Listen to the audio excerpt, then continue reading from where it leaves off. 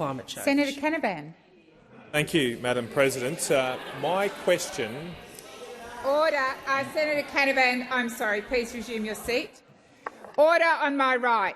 Senator Canavan has the right to ask his question in silence. Senator Canavan, please start again. Thank you, Madam President. I'm glad I inspire such a reaction. My question is to the Minister for Industry and Innovation, Senator Ayres. There are reports this morning that the Tomago aluminium smelter, which supports around 1,000 jobs in your home state of New South Wales, is looking at potential closure. Tomago CEO Jerome Dozzle laid the blame on energy costs, saying that, and I quote, "Unfortunately, all market proposals received so far show future energy prices are not commercially viable." The government says that renewable energy is cheaper, and it says that it's building lots of renewables for the future. If that is the case, why can't Tomago get an energy price in the future that is affordable? Thank you, Senator Canavan. Minister Ayres.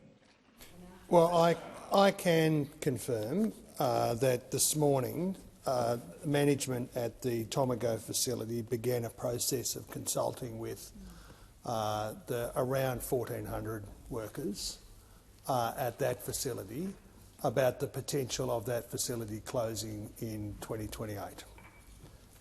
And that is, having had some experience in these kind of events, I can tell you that that is a very difficult day indeed, and there are going to be challenging days and weeks and months. What I wouldn't do, Senator Ruston, is disrespect workers who are having a tough day in Tomago with the sort of hyper-partisanship that your show's engaged in. If you, Minister Ayres, please resume your seat. Order. I sat Senator Canavan down and gave him the privilege of starting his question again because there was too much noise on the right, and I demanded that his question be heard in silence. And the same applies to those of you on the left. The minister is responding to the question, and I ask for silence. Minister Ayres. And of course, as you would imagine, this government has been engaged in discussions with the government of New South Wales and the owners of that facility and the trade unions engaged in that facility over the future of that facility for some time. And we will continue that work over the coming month and months as we work with that facility. It's also the case that more broadly across the aluminium sector in Queensland and in Tasmania, facilities owned by Rio Tinto, as a part owner of the Tomago facility, are working through their future power purchasing agreements.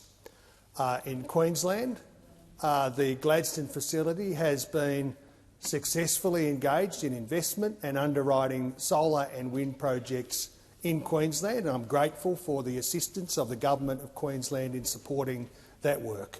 There is a competition.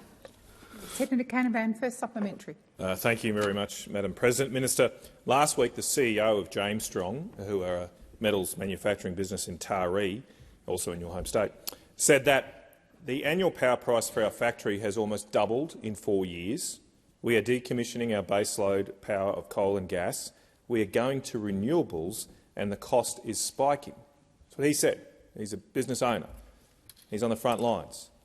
Minister, if renewable energy is cheaper, why is it causing the cost of energy to spike for New South Wales manufacturing businesses? Your time for asking has expired. Minister Ayres.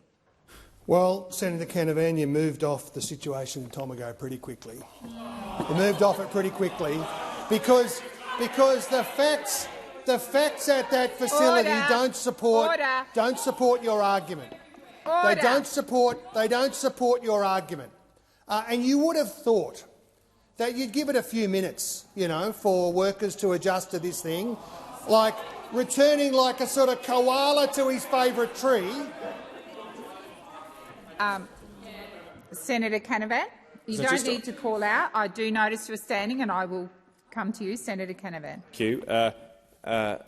Just on relevance, a point on relevance. The question, both questions, have been about if renewable energy is cheaper, why is the cost of energy going up? The minister is not going anywhere near dealing with that question. That's the crucial question.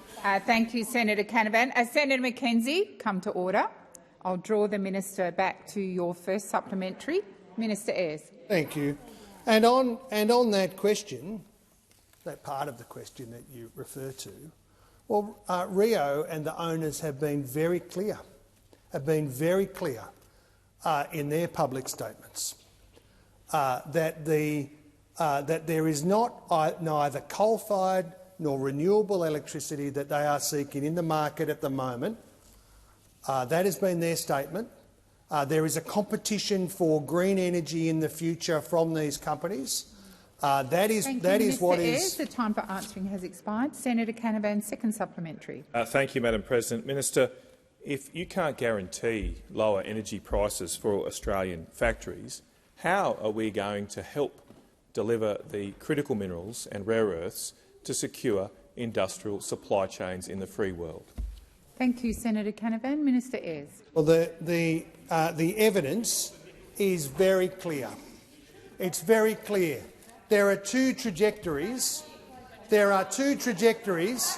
you don't want to listen, come on. If you don't want to listen, Senator Canavan, if you don't want to listen, spark up, Sparky. Come on. Order across the chamber. Come on.